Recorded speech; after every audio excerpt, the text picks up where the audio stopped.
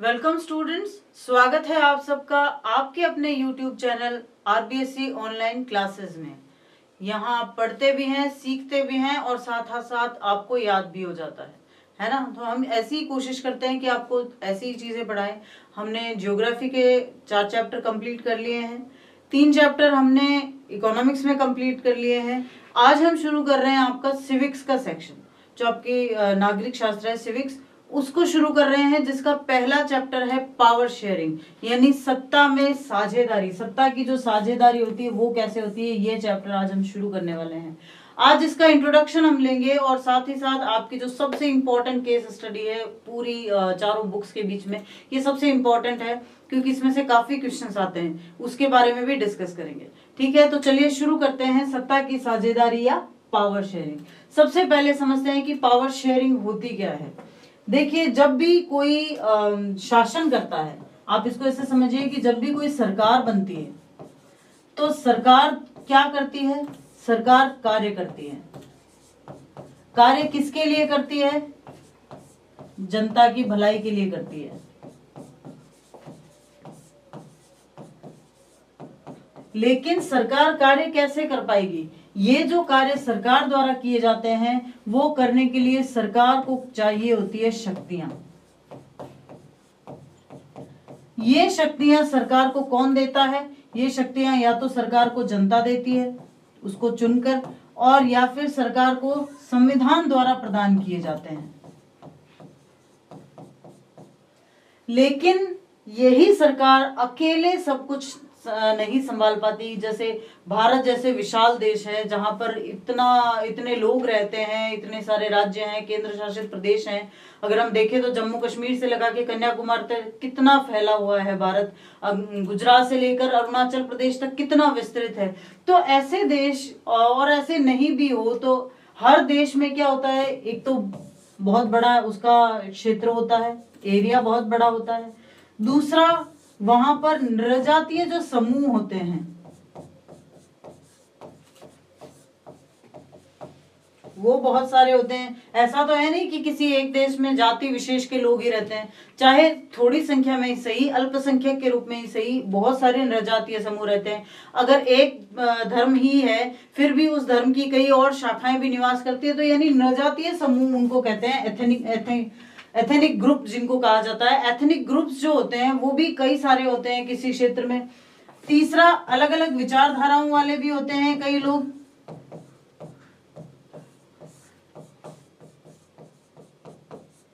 फिर चौथा, अलग अलग भाषाओं वाले भी होते हैं कई लोग। तो ऐसे में आप ये समझ सकते हैं कि एक देश जो विस्तृत जगह पे फैला हुआ है, एक देश जिसमें कई सारे नृजातीय समूह हैं, अलग अलग विचार है लोगों के, कई सारी भाषाएं वो बोलते हैं, तो ऐसा एक देश इतनी विविधताओं के साथ रह पाए उसके लिए क्या करना होता है। देखिए, अगर आप इसको ऐसे समझिए कि मान लीजिए किसी देश में धर्म विशेष के लोगों का ही बोलबाला है, सिर्फ उन्हीं की बात सुनी जाती है, उन्हीं की बात मानी जाती है, तो ऐसे में क्या होगा, जिसकी बात नहीं सुनी जाएगी वो क्या करेंगे, वो उसका विरोध करेंगे। और विरोध जो है, विरोध को विद्रोह बनते में देर नहीं लगती, और विरोध जब विद्रोह बन जाता है तो ना सिर्फ हिंसा होती है बल्कि वो पूरी मानवता को नुकसान पहुंचाता है। तो ऐसे में सरकार को क्या करना पड़ता है, सरकार को अपनी सत्ता में हर वर्ग को साझेदारी देनी पड़ती है। सरकार को अपनी सत्ता में हर वर्ग को साझेदारी देनी पड़ेगी। अब आप समझ गए होंगे कि सत्ता में साझेदारी या पावर शेयरिंग क्या होता है। देखिए, आप इसको ऐसे देखिए कि आपके स्कूल में प्रिंसिपल होते हैं, ठीक है, प्रिंसिपल सर, लेकिन एक अकेले प्रिंसिपल सर तो सारी क्लासेस में जाके नहीं पढ़ा सकते, तो इसलिए वो क्या करते हैं, इसलिए वो टीचर्स को अपॉइंट करते हैं या गवर्नमेंट उनके नीचे टीचर्स अपॉइंट करती है। अब वो टीचर्स, उनके पास पूरी सत्ता नहीं है, ठीक है, फिर भी वो क्लासेस में जाते हैं। लेकिन क्लास में जाने के बाद क्या होगा, उस क्लास में क्या पढ़ाना है, कैसे पढ़ाना है, कैसे बच्चों को डिसिप्लिन में रखना है, ये सब कौन डिसाइड करेगा, वो टीचर डिसाइड करेगा। यानी कहने का मतलब प्रिंसिपल से थोड़ी अथॉरिटी, थोड़ी सत्ता, थोड़ी पावर, थोड़ी ताकत टीचर के अंदर आ गई है, तो वो टीचर क्या करेगा, उस क्लास को मैनेज करेगा। तो इस तरह से देशों में भी क्या होता है, जो सेंट्रल गवर्नमेंट होती है वो अकेले सब कुछ हैंडल नहीं कर सकती, उसे कुछ ना कुछ पावर दूसरों के साथ शेयर करनी पड़ती है, और इसी शेयरिंग को पावर शेयरिंग कहा जाता है, यानी सत्ता में साझेदारी कहा जाता है। इसका मतलब ये नहीं है कि अब उसके पास वो पावर रहेगी नहीं, इसका अर्थ ये हुआ कि अब उस पावर में एक साझेदारी, एक हिस्सा जो है किसी और का भी होगा, ताकि वो पावर को यूज करके अपनी जिम्मेदारियों को पूरा कर सके, अपने कार्य कर सके। क्योंकि मुख्य चीज यही है सरकार के लिए, कार्य करने हैं। कार्य क्यों करने हैं? जनता की भलाई के लिए कार्य करना है। तो इस तरह से पावर शेयरिंग जो है वो राजनीति का एक महत्वपूर्ण हिस्सा बन जाती है। ठीक है, तो आपको पावर शेयरिंग का ये कॉन्सेप्ट समझ में आया कि पावर शेयरिंग करनी क्यों है? ताकि अच्छे से काम किया जा सके। आप घर में होते हैं, आप अपने भाई बहनों के साथ होते हैं, ठीक है। अब ऐसा तो है नहीं कि मम्मी एक ही बच्चे को सारा काम बोल देगी कि ले ये तू भी कर, सिर्फ तू ही कर, लड़ाई हो जाएगी, आप झगड़ा करोगे एक दूसरे से, ठीक है ना। तो मम्मी क्या करती है? सब में काम बांट देती है, सब में काम डिवाइड कर देती है। लेकिन सिर्फ काम डिवाइड नहीं किया जाता, काम डिवाइड करने के साथ साथ उन कामों के से मिलने वाला रिवार्ड भी डिवाइड कर दिया जाता है, ठीक है ना। तो ऐसे ही तरह सत्ता भी डिवाइड, सिर्फ जो है रिस्पॉन्सिबिलिटीज डिवाइड नहीं होती। ये जो सत्ता होती है, ये जो सरकार होती है, शासन होती है, अथॉरिटी होती है, उसको भी डिवाइड किया जाता है, और इसको कहा जाता है पावर शेयरिंग या सत्ता में साझेदारी। अब अगर आपको इसको समझना है तो आपकी बुक में सबसे बढ़िया जो एग्जाम्पल दिया हुआ है वो बेल्जियम का दिया हुआ है। बेल्जियम जो है यूरोपियन कंट्री है। अब वहां है क्या, इसको बड़े ध्यान से समझिए। बेल्जियम की समस्या क्या है? देखिए, बेल्जियम इस तरह का देश है, ये बेल्जियम का नक्शा है। इसमें आप जो लाइट कलर के पोर्शंस देख रहे हो, वो पोर्शंस जो है वेलोन्स कहलाते हैं। वेलोन्स कहलाते हैं। वेलोन्स क्या होते हैं? वेलोन्स वो लोग होते हैं जो फ्रेंच बोलते हैं, फ्रेंच भाषी, यानी कि फ्रेंच भाषी लोगों की जो समुदाय है उनको वेलोन्स वहां कहा जाता है, फ्रेंच भाषी लोगों का समुदाय, ठीक है। जो ये ब्लू कलर में है वो फ्लेमिश कहलाते हैं। फ्लेमिश का मतलब डच भाषी, डच या जिसको पुर्तगाली भाषा हम कहते हैं, तो वो डच बोलने वाले हैं।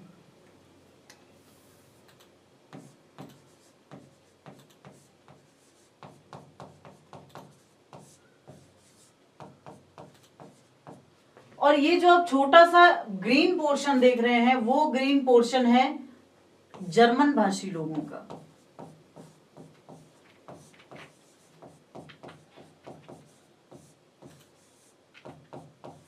अब बेल्जियम में ये जो समस्या है ये थोड़ी अजीब है। अजीब ऐसी इसलिए है क्योंकि इस देश के लगभग 60% से भी ज्यादा हिस्से में, ये देखिए, ये लगभग 60% से भी ज्यादा दक्षिणी हिस्से में क्या रहते हैं? फ्रेंच बोलने वाले लोग रहते हैं। तो यानी यहाँ ये जो लोग रहते हैं, ये भी ऐसा नहीं है कि अलग अलग जगह या मिक्सअप होके रहते हैं, ये इस तरह से रहते हैं। 60% हिस्से में जो है फ्रेंच भाषी लोग रहते हैं, ठीक है। और जो बचा जो हिस्सा है उसमें से 38 या 39% में डच बोलने वाले लोग रहते हैं, और 1% इलाके के अंदर जो है जर्मन भाषी बोलने वाले लोग रहते हैं। तो ऐसे में प्रॉब्लम क्या होती है? और उससे भी बड़ी समस्या क्या है? उससे भी बड़ी समस्या है ये जो इसकी राजधानी है ब्रिसेल, ब्रिसेल में रहने वाले लोगों में बिल्कुल उल्टा है। वहां रहने वाले लोगों में 70% तो है डच भाषा बोलने वाले लोग, और 30% जो है वो फ्रेंच भाषा बोलने वाले लोग। ऐसे में बड़ी समस्या उत्पन्न हो जाती है, क्योंकि भाषा अपने आप में जितना एक करती है लोगों को, उतना बांट भी देती है कई बार, ठीक है। तो आप इसको ऐसे समझिए कि जर्मनी में रहने वाले, बेल्जियम में रहने वाले 60% लोग जो हैं वो फ्रेंच भाषी लोग हैं, और 38% जो हैं वो डच हैं। अब ऐसे में अगर सारी की सारी सत्ता फ्रेंच भाषी लोगों को दे दी जाए तो बाकी के 40% का हिस्सा क्या होगा? नहीं होगा कुछ भी। सत्ता में कोई भी हिस्सा उनको नहीं मिल पाएगा। और अगर सारी सत्ता उनको दे दी जाए तो जो 60% जनता है वो विरोध करेगी। ऐसे में बड़ी विकट समस्या खड़ी हो गई बेल्जियम में। और किया क्या गया, फिर वहां पर जो है अकोमोडेशन सिस्टम लागू किया गया।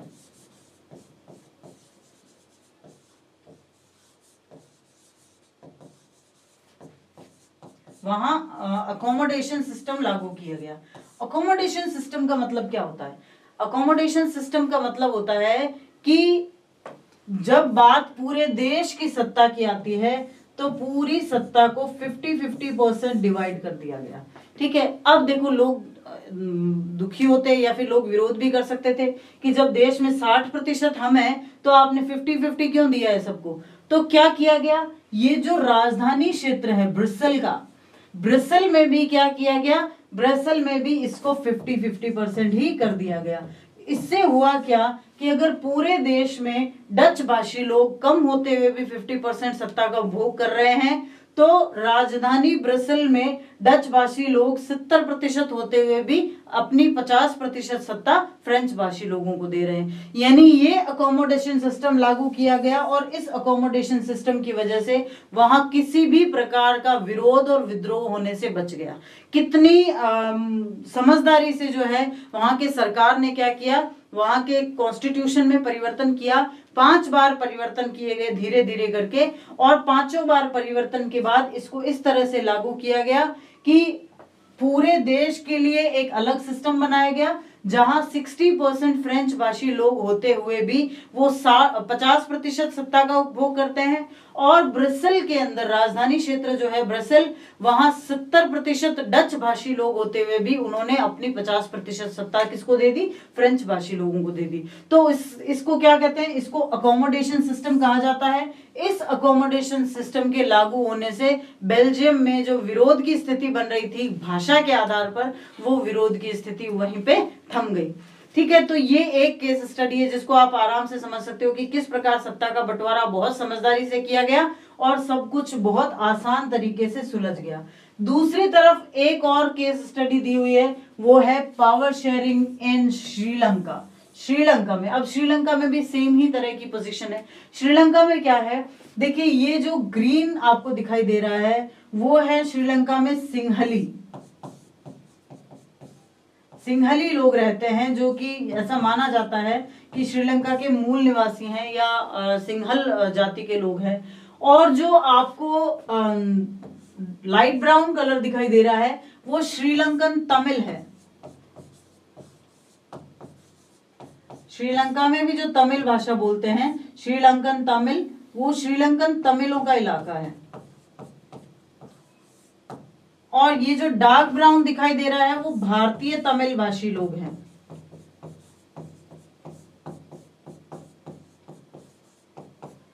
और थोड़े से ये जो पैचेस दिखाई दे रहे हैं येलो कलर के, वो मुस्लिम्स हैं।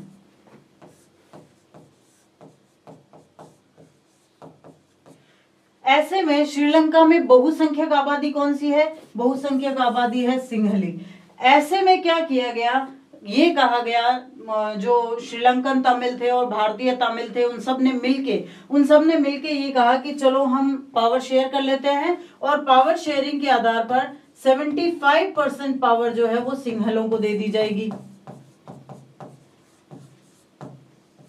और जो 25% बचे सिर्फ वो जो है वो अन्य को दे दीजिए। बहुत अच्छी तरीके से इस पावर का शेयर किया जा सकता था, लेकिन सिंहली सरकार को ये मंजूर नहीं था और वहां संविधान लागू किया गया और कहा गया कि ये जो टोटल पावर है ये सिंहल्स के हाथ में रहेगी, ना तो ये श्रीलंकन तमिलों को दी जाएगी, ना ये भारतीय तमिलों को दी जाएगी और ना ही मुस्लिमों को दी जाएगी। तो ऐसे में वहां विद्रोह के सुर शुरू हुए और उसके बाद में LTTE, आपने बहुत बार नाम सुना होगा जिसको लिट्टे भी कहा जाता है, लिट्टे संघ भी कहा जाता है, liberation tigers of Tamil Eelam. Liberation tigers of Tamil Eelam नाम का एक संगठन बन गया जिसको श्रीलंका सरकार ने तो कहा कि ये आतंकवादियों का संगठन है। बाकायदा इनमें ये जो इलाका है इस इलाके को लेकर बड़ी झड़पें हुई, बहुत से लोग मरे। लोग ना सिर्फ तमिलों के मरे बल्कि जो श्रीलंकन है, जो सिंहल हैं, उनके भी कई लोग मरे और आखिरकार सन 2001-2002 में इस पूरे विद्रोह को दबा दिया गया, उनको मार दिया गया। सबको नहीं मारा गया लेकिन उनके जो विद्रोह के सुर उठ रहे थे, खास करके उनके नेता जी प्रभाकरण नाम के, इन सबको मार के और उनका विद्रोह दबाया गया और आज भी श्रीलंका में कहीं ना कहीं वो चिंगारी कहीं ना कहीं सुलग रही है। तो आपने 2 केस स्टडीज देखी।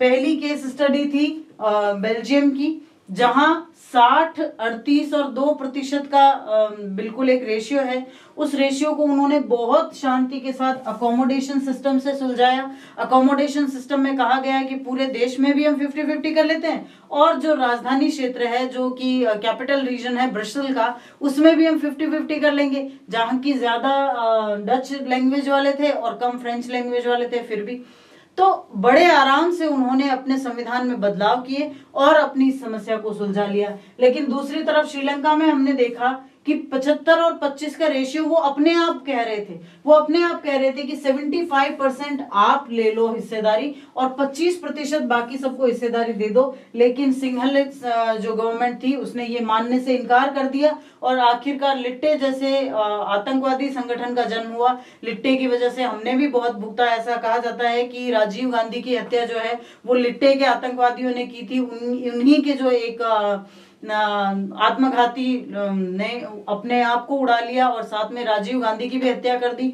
तो बहुत कुछ भुगता गया इस वजह से, और आखिरकार दमन कर दिया गया उस तमिल उस संगठन का जिसने अपने लिए आवाज उठाई। और आज श्रीलंका में आज भी कहीं ना कहीं पावर शेयरिंग को लेकर वो खींचतान चल रही है। तो हमने देखा कि पावर शेयरिंग एक बहुत बड़ा मुद्दा है, सिर्फ किसी एक देश के लिए नहीं, पूरे अंतरराष्ट्रीय जगत के लिए।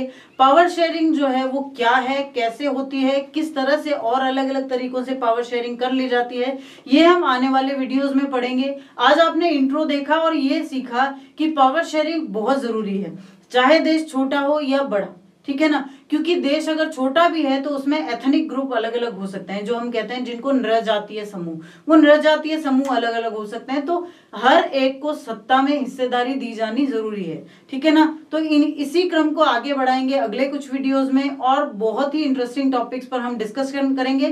तब तक के लिए आप देखते रहिए, बने रहिए हमारे साथ। अगर कोई डाउट्स है तो जरूर पूछिए, will definitely try to resolve all your doubts. Thank you.